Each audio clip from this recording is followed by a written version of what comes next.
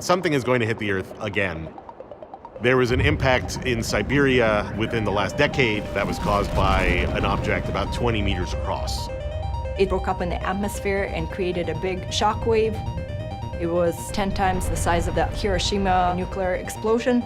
It injured about 1,000 people in the town of Chelyabinsk. Of course, if you imagine this happening with a greater population density. The purpose of the DART mission is to take your spacecraft and you ram it into an asteroid to change the orbit so it won't hit the Earth. We're not just trying to figure out how to deal with what's coming. No, we're actually going to go out there and we're going to try to stop it. Defense is all great, but you do need to score points.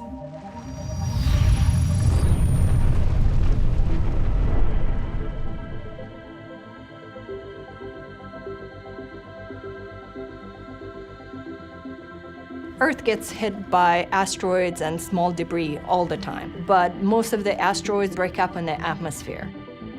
All of the bigger asteroids have been cataloged, like the dinosaur killers that are 10 kilometers or 1 kilometers plus.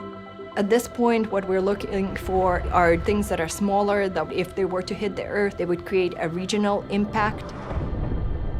Asteroid impacts that are big enough to cause damage and cause real problems are rare, but the stakes are really high. So the problem in an asteroid impact is that the Earth is going around the sun, an asteroid is going around the sun, and they both want to be in the same place at the same time. It's been over the past 20 years that planetary defense has started to be taken seriously after an impact into Jupiter by a comet in the mid-90s, and this impact into Siberia, I think, also opened a few more eyes. In 2016, the Planetary Defense Coordination Office was set up in NASA to demonstrate that we can do something about an asteroid impact if something is coming in. A nuclear device, for a long time, it has been the only tool that people have considered. But the concern with dispersing an asteroid is that now you have 2 or 5 or 15 things, and the pieces aren't that much smaller. What we want to do is understand those orbits for all the asteroids that might come close to the Earth.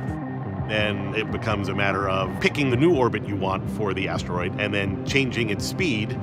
If you have 20 or 30 years to do that, then you only need to change the speed by a millimeter a second or less, and then it'll miss the Earth entirely. The purpose of the DART mission as a whole is to test how this technique of a kinetic impactor would work if we ever needed to use it to deflect an asteroid. Didymos is a binary asteroid system, so there's a main body and it has a satellite. We call those Didymos A and Didymos B. By going to a binary asteroid system for the DART mission, the scale is much smaller. Didymos B is moving around only at maybe 50 centimeters a second. So if you change the speed by a millimeter a second, that is pretty easy to measure, given our capabilities. The awesome thing is our dartboard, because one should have one, with Didymos B on it. Over here, which is this is the main asteroid, and then Didymos B is clearly where everybody hits. It says the counting down to the time we start the spacecraft INT, where the whole spacecraft comes together. So we're very excited. 163 days is a very short amount of time. It's insane.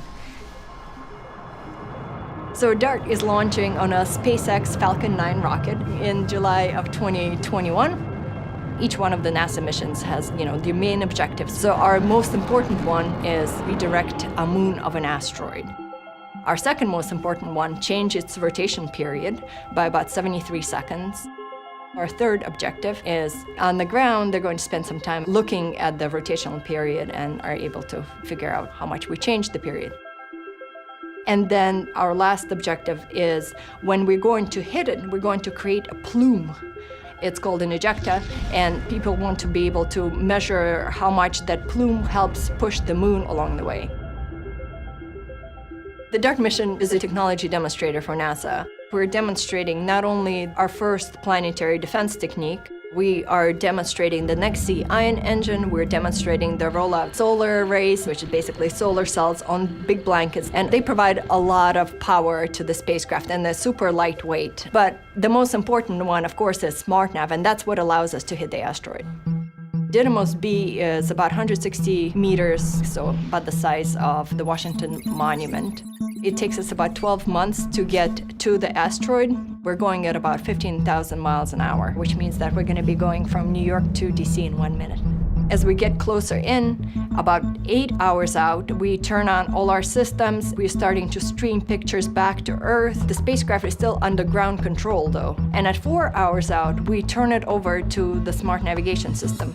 All we see is essentially one bright dot that might be about 2 to 3 pixels large, and that's the Dynamos system. All the folks that are going to be in the mock behind me here, they're just going to be listening. They're not doing anything else. And the spacecraft itself is going to control what it's doing, and it's going to target the asteroid.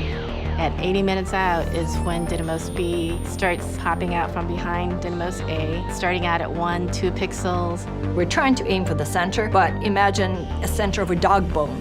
Where exactly are you trying to get to? So what you're trying to do by SmartNav is trying to create an envelope of what you think this moon might be like. Even though you don't know the shape, parts of it could be completely dark and you don't actually see them. And yet you're still trying to go for the center. It's very hard. My biggest thing is to test the SmartNav algorithm to death. We use many different asteroid models, run a bunch of simulations, and see that the algorithm performs as we expect it to. And then it's not until about 2 minutes out that we're able to completely see the whole moon in its field of view. We have this communication delay of about 1.5 minutes. That time delay for any decision-making process for humans in the loop in real time, especially at the speeds that we're traveling, is essentially impossible. And then it's going to perform the impact. You're kind of done at the moment of impact. And if you missed it, that's really not good. So yeah, it's going to be mostly terrifying, probably exciting. The reason why I think DART is so incredibly cool compared to other science investigation mission is that you talk to a person on the street and then you say, oh, I'm working on a mission that's going to study the solar wind, and they say, what is that? Wow. But then with DART, it's a very straightforward mission. You feel like you're helping humanity as opposed to, saying that I'm exploring the world around me. I think if people can go to bed, sleep a little bit easier, without some existential dread that tomorrow they're going to get blown up by an asteroid that, we can't do anything about, then I think that's good too. If we can lower the stress level of humankind, I think that's also worth something. Do you feel like you are saving the world? Yeah, let me just make sure. Do I retain the rights to the action figures and stuff? If you like this video, check out FreeThink's new series where we meet the scientists and explore the science that's going to prevent global catastrophe. Done. That's a cut.